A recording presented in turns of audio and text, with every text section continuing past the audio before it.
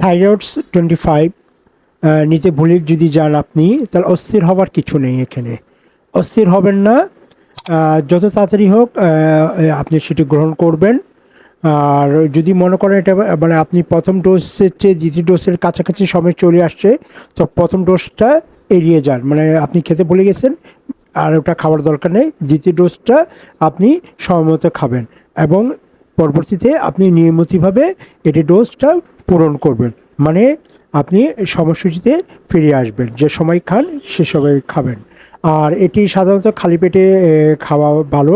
হ্যাঁ, অবশ্যই আপনার চিকিৎসক বা ডাক্তার যেভাবে আপনাকে পরামর্শ দিবে সেবন করার, আপনি ঠিক সেভাবেই সেবন করবেন।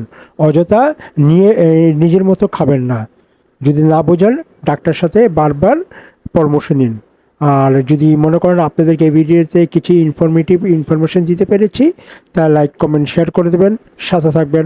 ধন্যবাদ, ভালো থাকুন, সুস্থ থাকুন, এটাই কামনা করি। আসসালামু আলাইকুম।